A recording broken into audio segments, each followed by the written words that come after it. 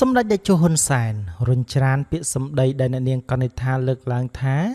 អាមេរិកអាចមកចាប់បងប្អូនខ្មែរអ៊ីស្លាមដែលកាន់សាសនាបែបអេរ៉ង់នៅកម្ពុជា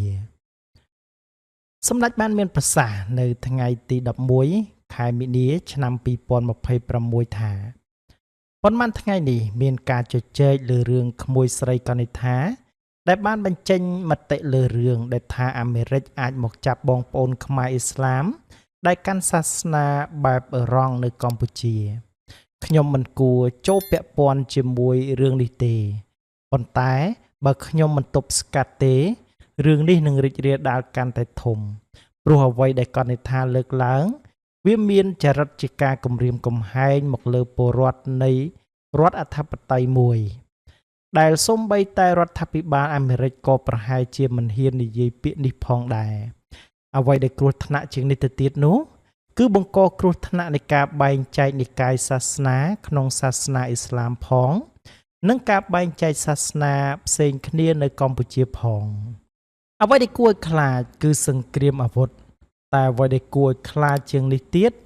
គឺសង្គ្រាមសាសនានេះឯងជាង47ឆ្នាំនៃការចូលរួមកាន់អំណាចនៅកម្ពុជាខ្ញុំខិតខំធ្វើសុខដុមនីយកម្មជាតិសាសន៍និងសាសនាដែលធ្វើឲ្យគ្មានចំនួនជាតិសាសន៍និងសាសនានៅកម្ពុជានោះឡើយមិនបង្អង់យូរនោះទេអ្នកនាងកនិដ្ឋាបានឆ្លើយតបទៅកាន់សម្ដេចតេជោហ៊ុនសែនយ៉ាងដូចនេះថាខ្ញុំសូមអរគុណដល់លោកអ៊ុំសម្ដេចតេជោចំពោះការព្រួយបារម្ភអំពីបញ្ហានេះនិងសូមអរគុណចំពោះការដឹកនាំដ៏រឹងមាំរបស់អ៊ុំសម្ដេចតេជោផងដែរក្រោមការដឹកនាំរបស់អ៊ុំសម្ដេចប្រទេសកម្ពុជាមានស្ថិរភាពអស់រយៈពេល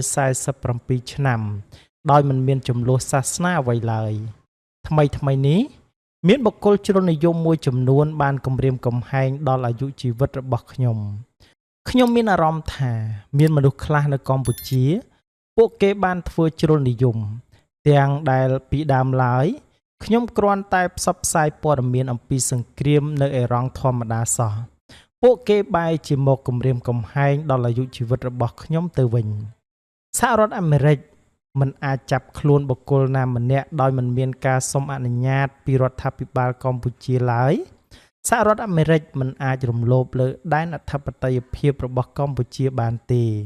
ទោះបីជាជនសង្ស័យជាភេរវជនណាក៏ដោយគោលបំណងរបស់ខ្ញុំតែងតែចង់ការពារដល់ប្រទេសកម្ពុជាពីទស្សនៈជ្រុលនិយមណាមួយខ្ញុំមិនចង់ឲ្យកម្ពុជាមានបញ្ហាអ្វីមួយដោយសារតែទង្វើជ្រុលនិយមរបស់ពួកគេមួយចំនួននោះទេខ្ញុំជឿទុកចិត្តលើរដ្ឋាភិបាលកម្ពុជា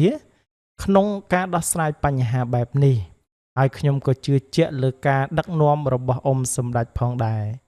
ជាចុងក្រោយខ្ញុំក៏សូមអរគុណដល់អ៊ុំសម្ដេចម្ដងទៀតដែលបានចំណាយពេលវេលាដ៏មានតម្លៃ